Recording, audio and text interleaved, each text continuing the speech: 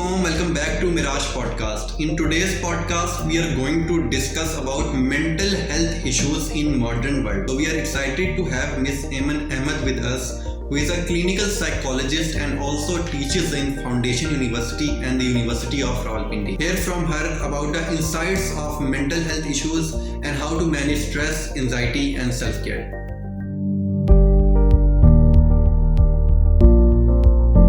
Now we will discuss about what is mental health and why should we pay attention to it. जब mental health की बात की जाती है तो मेंटल हेल्थ एक बहुत बड़ा जो है वो टॉपिक है हमारे लिए, हमारी लाइफ के अंदर बहुत एक इम्पॉर्टेंट रोल प्ले करता है। कैसे रोल प्ले करता है?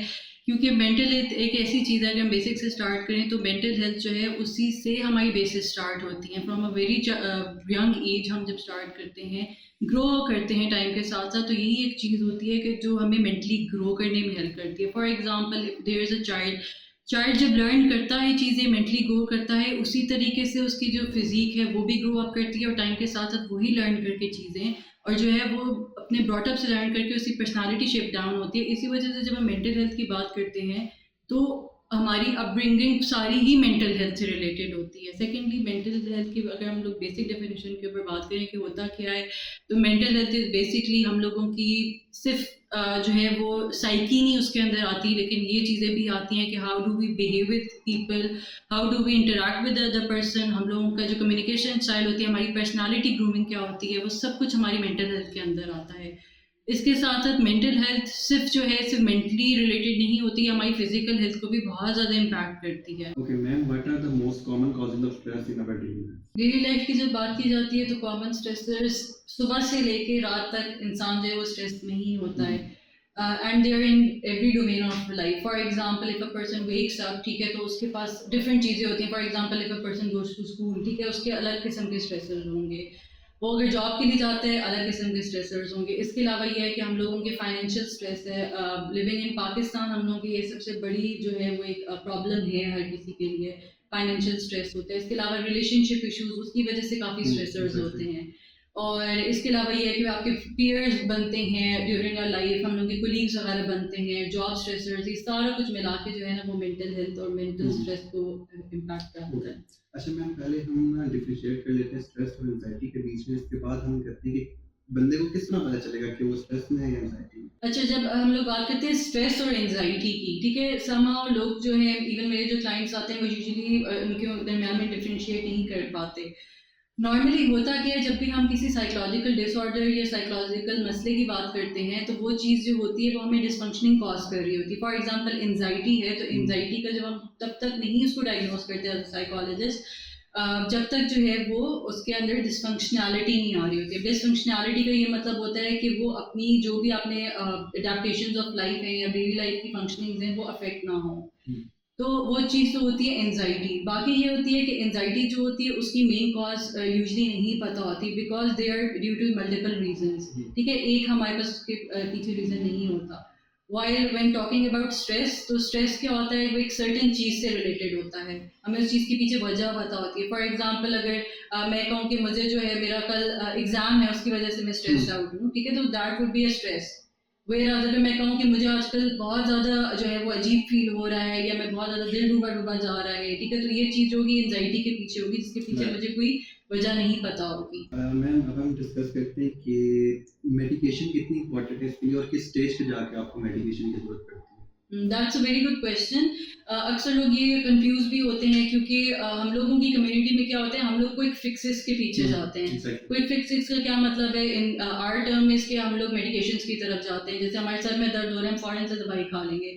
इसी तरह क्या है, जब साइकेट्रिक इलनेस की बात आती है तब भी हम क्विक फिक्स की तरफ जाते हैं कि हम साइकेट्रिस्ट के पास चले जाएं, मेडिकेशन मिल जाए और ट्रीटमेंट हो जाए।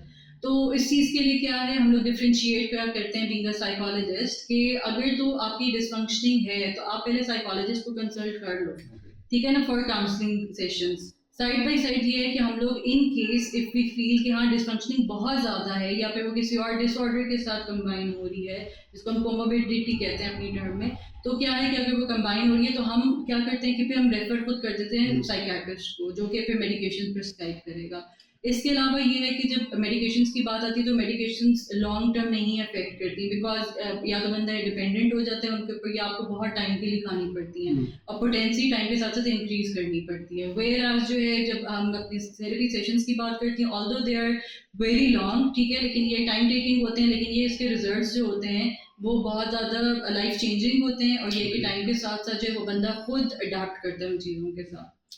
ओके मैम, पहले वक्तों में इतना इशू नहीं आता था मेंटल हेल्थ का, लेकिन अब हम सुनने में जब न्यू जनरेशन आई है इसके बारे में हम सुन रहे हैं कि मेंटल हेल्थ का बहुत ज़्यादा इशू आ रहा है, तो ये थोड़ा सा आप हमें बताएंगे आप क्यों ज़्यादा इशू है मेंटल हेल्थ? अच्छा, फर्स्ट थिंग इज जैसे मैंने पहले भी क्वेश्चंस में आंसर किया कि हम लोगों का ब्रॉटअप बहुत ज़्यादा जो है मैटर करता है फ्रॉम वेरी अर्ली स्टेज। अगर हम पहले वक्तों से, पुराने वक्तों से अपने पेरेंट्स को या फिर ग्रैंड पेरेंट्स को देखें तो क्या होता था कि अपब्रिंगिंग सारी जो होती थी पेरेंट्स खुद करते थे। अब क्या होता है कि most of the times working होते हैं दोनों पेरेंट्स, ठीक है, तो या तो कोई गार्डियन देख रहा होता है या बेबी सिटर्स देख रहे होते हैं, जिसके साथ क्या है कि बच्चे की ट्रस्ट डेवलप नहीं होता पेरेंट्स के साथ। जब उसको उस टाइम पे अपने पेरेंट्स की नीड होती है और पेरेंट्स की वो वाली नहीं नीड पूरी हो रही होती, तो उसके साथ क्या है कि वो टाइम के साथ साथ मिसट्रस्ट डेवलप होता जाता है। उस टाइम पे तो एविडेंट नहीं होते इतने चेंजेस, ऑल्दो कुछ बच्चों को हो भी जाते हैं, लेकिन मोस्ट ऑफ द टाइम्स वो नहीं होते, ठीक है, वो सप्रेस करता जाता है बच्चा। लेकिन ये कि when he reaches around like 15, 16 या 18 ईयर्स तक, तो क्या है कि वो मेंटल हेल्थ इश्यूज उसमें एविडेंट होते जाते हैं, मोस्ट कॉमनली पर्सनालिटी इश्यूज जिसको हम कह सकते हैं।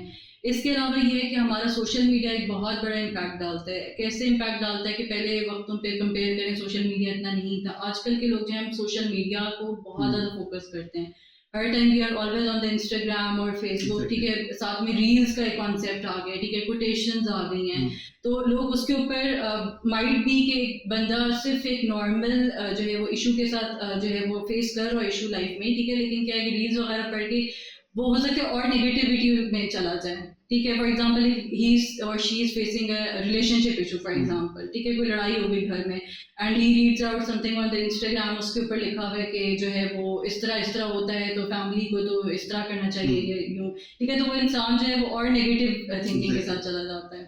तो I think that is one of the most contributing factor as well nowadays. Ma'am अब स्लीप के बारे में थोड़ी सी बात कर लेते हैं कि स्लीप का कितना हाथ है मेंटल हेल्थ? अच्छा, स्लीप जो है ना वो भी जैसे मैंने सोशल मीडिया के साथ लिंक किया, तो स्लीप भी one of the contributing factors है कि हमारी अफेक्ट हो रही है ड्यू टू हमारी जो भी सोशल मीडिया का एक्सपोजर है हमारा, क्योंकि हमारा बहुत ज़्यादा स्क्रीन टाइम बहुत ज़्यादा होता है, जिसकी वजह से कि हम लोगों को अफेक्ट होता है मेंटली भी, ठीक है, मेंटली अफेक्ट हो रहा है, ऑब्वियसली स्क्रीन टाइम ज़्यादा है, ये हम लोग डिफरेंट अगर चीज़ें भी पढ़ रहे हैं इंटरनेट पे, ठीक है, तो वो क्या चीज़ है कि वो चीज़ हमारे दिमाग में बैठ जाती है, हम ओवर थिंकिंग करते हैं, क्या रीज़न होता है, हम ओवर थिंकिंग कर रहे हैं, उसकी वजह से हमें नींद नहीं आ रही।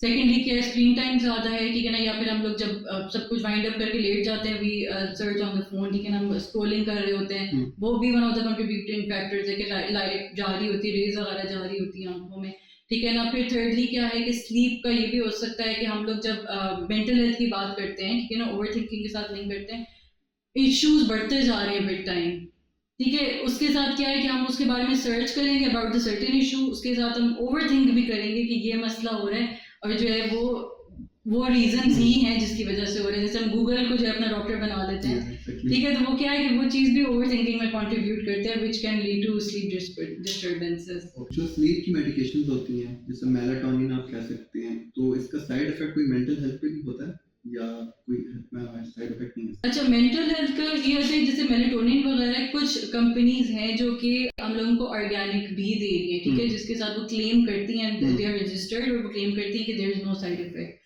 तो उनका तो मोस्ट प्रोबेबली कोई साइड इफेक्ट नहीं होगा। लेकिन अगर हम लोग लॉन्गर रन में देखें तो ऑब्वियसली ये चीज़ें साइड इफेक्ट शो करती हैं, क्यों, क्योंकि इनमें एक चीज़ होती है डिपेंडेंसी वाली, तो इंसान ना चाहते हुए भी डिपेंडेंट हो जाता है उस पर, इवन तो अगर हम लोग क्लेम करें ना कि ये मेडिकेशंस इस तरह नहीं अफेक्ट कर रही हैं, मतलब इस तरह नहीं डिपेंडेंट कर रही इंसान को, लेकिन क्या है अगर हम साइकोलॉजिकली भी इस चीज़ को देखें, ठीक है, अगर मुझे एक चीज़ शॉर्टकट मिल रही है, ठीक है ना, तो why won't I go to that thing कि मैं जो अपनी नींद मुझे नहीं फॉर एग्जांपल आ रही 2-3 घंटे ऊपर हो गए हैं, ठीक है, तो मैं तो क्विक फिक्स ही दोबारा देखूंगी, ठीक है, कि मैं 5-6 दिन खाई है, ठीक है, मैं अगले दिन भी खा लेती हूँ, ठीक है। तो वो स्लीप का ये कंट्रीब्यूटिंग फैक्टर इसके साथ होता है, जो स्लीप मेडिकेशंस होती हैं। ओके मैम, स्ट्रेस को हम किस तरह से हेल्दी वे में मैनेज कर सकते हैं? स्ट्रेस जो फर्स्टली क्या होता है कि हम लोगों को ये इंसाइट होनी, ये चीज़ जानना बहुत ज़रूरी है स्ट्रेस हो किस वजह से रहा है।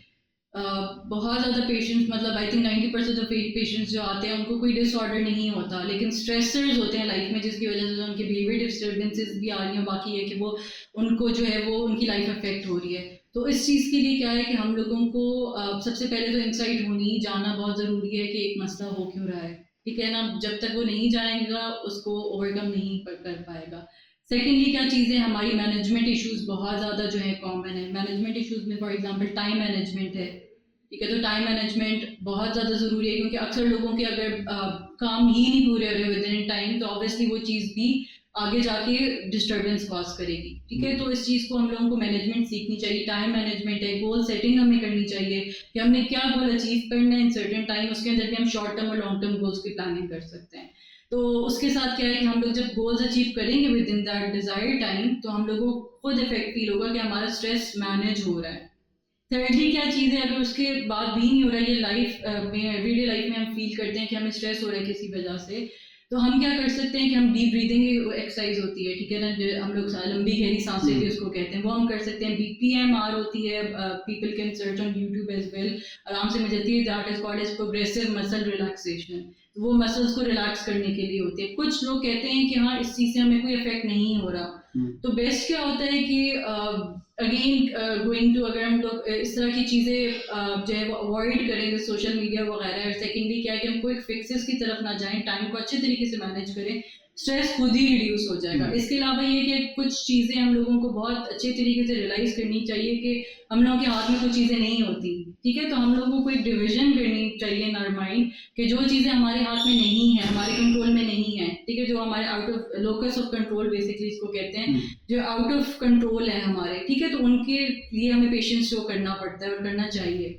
और जो चीज़ें हैं जिन पे हम काम कर सकते हैं, तो उनके लिए मैनेजमेंट होना बहुत ज़रूरी है। लास्टली हाँ ये भी एक चीज़ है कि हम लोगों को डिस्ट्रैक्शन सीखनी चाहिए, ठीक है। अगर हम लोग फॉर एग्जांपल स्ट्रेसफुल लाइफ से गुजर रहे हैं, जॉब्स होती हैं वो बहुत स्ट्रेसफुल होती हैं, साथ में हम क्या कर सकते हैं, फॉर एग्जांपल किसी को कोई फिजिकल एक्टिविटीज़ पसंद है, जैसे working out at the gym या फिर स्विमिंग, बॉक्सिंग, कुछ भी हो सकता है। इवन अ वॉक जो है वो भी एक बहुत बड़ा इम्पैक्ट डालती है। तो इस तरह की कोई भी एक्टिविटीज़ होनी चाहिए। टेबल टेनिस होती है, बैडमिंटन होती है, या going out with a friend भी एक सिंपल चीज़ है, वो भी हमारे स्ट्रेसर्स को कम कर सकती है। मैम, पैनिक अटैक्स जो हैं इनका कितना ताल्लुक होता है मेंटल हेल्थ से, और अगर होता है तो इसे हम किस तरह से ठीक कर सकते हैं? क्या ये थेरेपिस्ट के पास जाने से ठीक होगा या आपको मेडिकेशन भी इसमें करनी होती है? अच्छा, पैनिक अटैक जो होते हैं ना, वो होते हैं एंजाइटी की, आप समझें एक बिगड़ी हुई फॉर्म होती है, ठीक है। क्या होता है कि एंजाइटी जब बहुत पीक पे चली जाती है, that is basically a panic attack.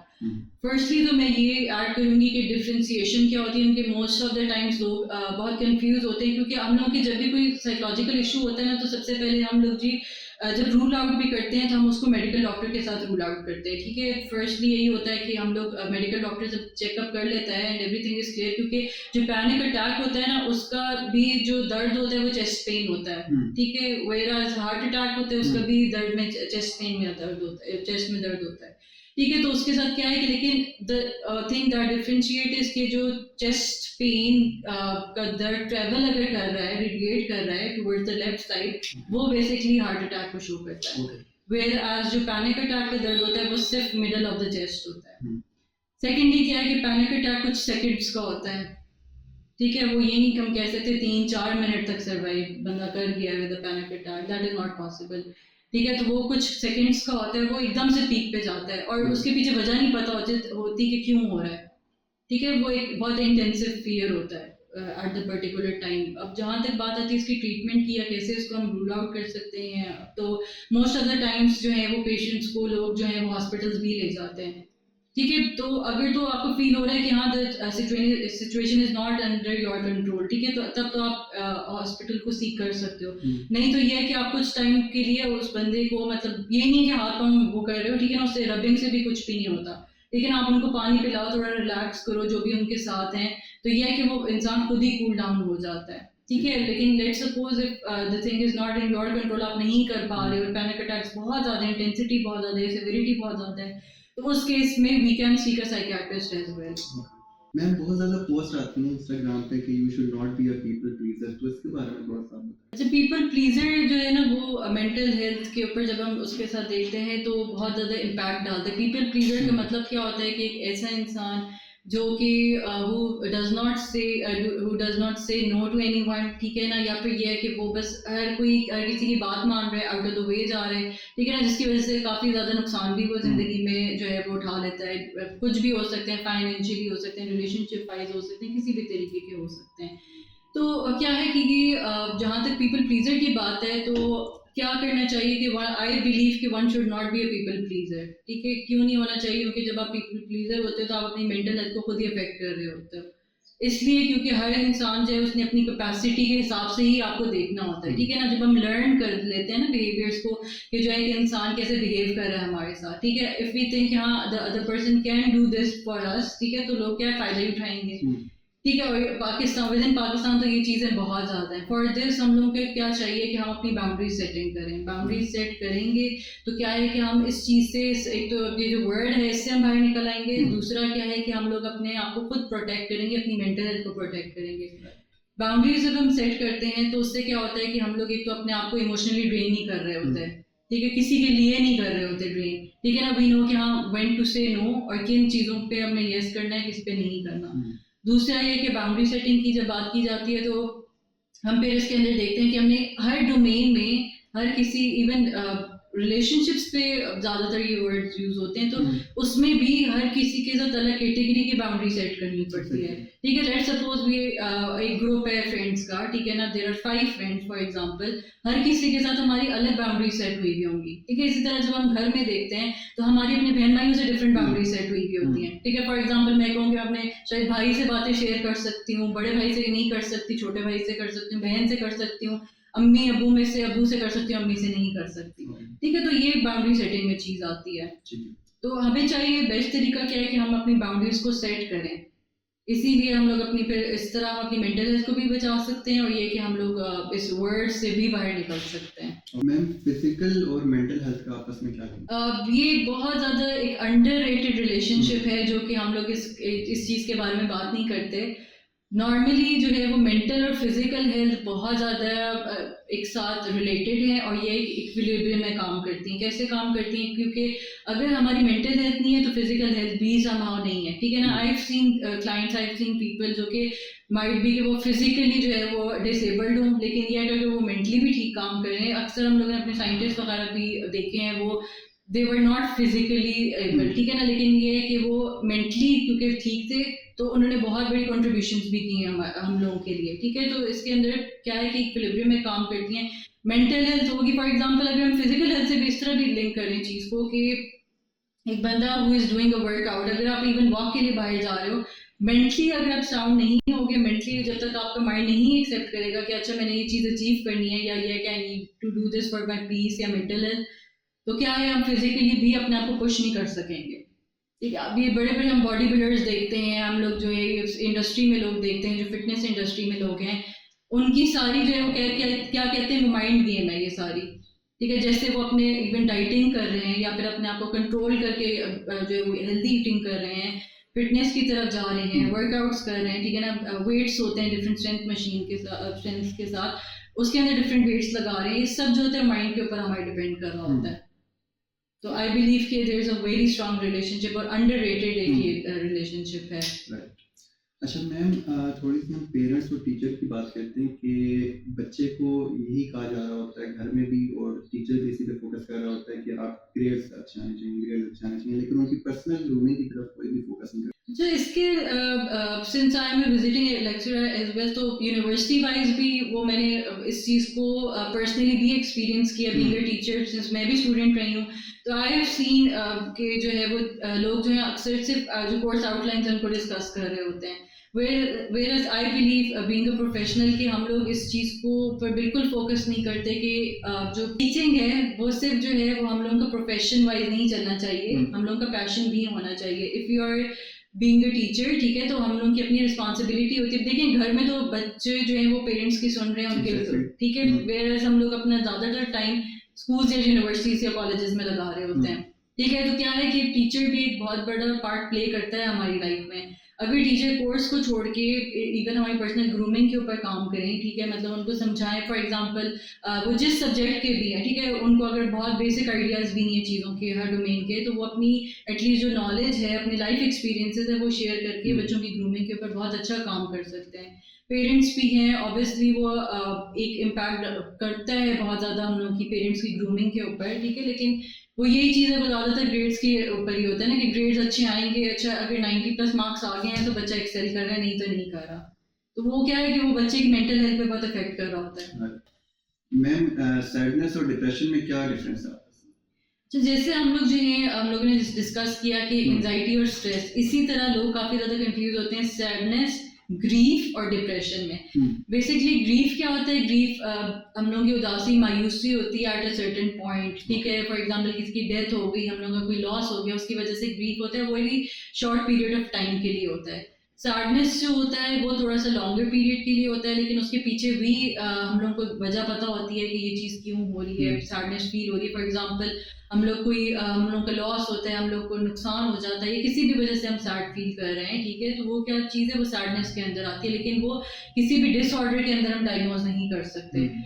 Thirdly जो डिप्रेशन है, एक तो उसके टाइम पीरियड ज़्यादा होता है, 6 मंथ्स के, उससे पहले हम डायग्नोज नहीं कर सकते। दूसरा क्या होता है कि इसके अंदर मल्टीपल रीजंस होते हैं, डिसफंक्शनिंग कॉज हो रही होती है। बाकी सैडनेस और ग्रीफ में तो बेशक हम लोग जो है वो अपनी एवरीडे लाइफ पे काम कर रहे होते हैं, ऑल्दो थोड़े बहुत इफेक्ट होते हैं, लेकिन यह है कि फंक्शनिंग इस तरह इफेक्ट नहीं हो रही थी as compare to in depression. इसके ज़्यादा इंटेंस होते हैं जो सिम्टम्स होते हैं, फॉर एग्जांपल क्राइंग स्पेल्स हैं, हम लोग की मॉर्निंग अवेकनिंग होती है, सुसाइडल आइडिएशन अटेम्प्ट्स आती हैं, तो ये बहुत सिवियरिटी लेवल इसका ज़्यादा होता है, टाइम पीरियड ज़्यादा होता है, और ये इसके साथ हम डिसफंक्शनिंग कॉज हो रही होती है, मतलब हमारी जो एवरीडे लाइफ है वो अफेक्ट हो रही होती है। तो ये इन तीनों में डिफरेंस है। मैम, लास्ट में आप क्या एडवाइस देना चाहेंगी जो बंदा स्ट्रगल कर रहा है मेंटल हेल्थ इश्यूज के साथ? अच्छा, फर्स्टली तो ये चीज़ मैं एडवाइस करूँगी कि जो है हम लोगों को we should be there for each other. Most of the times ये होता है कि हम लोगों को सिर्फ हमारे पास कोई इंसान नहीं होता जो हमारी बात सुन सके, या हम लोगों को जो भी ऐसी कोई फीलिंग आ रही है, सैडनेस फील हो रही है, तो we have no one to communicate with. तो I think firstly we should always be there for each other, ठीक है, हम लोगों को चेकअप रखना चाहिए कि कौन कैसा मतलब फील कर रहा है, कैसा नहीं फील कर रहा। सेकेंडली क्या चीज़ होती है कि हम लोगों को इफ समवन फील्स कि नहीं I can not share it with someone, ठीक है ना, तो प्रोफेशनल हेल्प होती है, दे शुड सीक जो है प्रोफेशनल हेल्प। इससे क्या होता है कि वो जब प्रोफेशनली करेंगे, और ऑब्वियसली एक स्टिग्मा तो है बहुत बड़ा हम लोग की प्रोफेशन को लेके, लेकिन ये है कि हम लोग जब खुद बीइंग ह्यूमन बींग्स नहीं इस चीज़ को नॉर्मलाइज करेंगे, तो ये स्टिग्मा कभी भी इससे हम ओवरकम नहीं कर सकेंगे। तो हम लोगों को ये जानना बहुत ज़रूरी है कि ये चीज़ जो है सिर्फ जो है मेंटल हेल्थ कोई बहुत बड़ा जो है वो लेबल नहीं कर देना चाहिए, या कोई बंदा सीख करे प्रोफेशनल हेल्प। हम थोड़े थोड़े मसलों के लिए भी, इवन अगर हम लोगों को लगता है कि हाँ we need someone to talk to, हमें फिर भी प्रोफेशनल हेल्प सीख करनी चाहिए। तो और बाकी ये है कि अगर तो आपको फील होता है कि हाँ आप लोग अपनी लाइफ में अडेप्टेशंस भी कर रहे हैं, ठीक है ना, उसमें भी फॉर एग्जांपल गोल सेटिंग कर रहे हैं, आपसे वो भी नहीं मैनेज हो रहा, ठीक है, तो there are people who can help you around, ठीक है, प्रोफेशनल्स हैं वो हेल्प कर सकते हैं, आपके फ्रेंड्स फैमिली है वो हेल्प आउट कर सकते हैं। बाकी ये कि हम लोग जब खुद पॉजिटिव नहीं रहेंगे, पेशेंस शो नहीं करेंगे लाइफ में, तो क्या है कि हम लोग आगे नहीं बढ़ सकते। तो हम लोगों को पॉजिटिव रहना चाहिए, negativity although that is very attractive, लेकिन ये नेगेटिविटी से दूर रहना चाहिए, और जितना भी हो सके अपने आप को सब्र में रखे, और ये है कि हम पेशेंस शो करके ही हमें आगे जो है वो बढ़ना चाहिए लाइफ के साथ। Thank you so much ma'am for your time. तो ये था हमारा आज का पॉडकास्ट, जिसमें हमने डिस्कस किए बहुत ज़्यादा मेंटल हेल्थ के इश्यूज जो कि आजकल लोग फेस कर रहे हैं। मैं आपसे मिलता हूँ अगले एपिसोड में। Thank you so much. अल्लाह हाफिज़।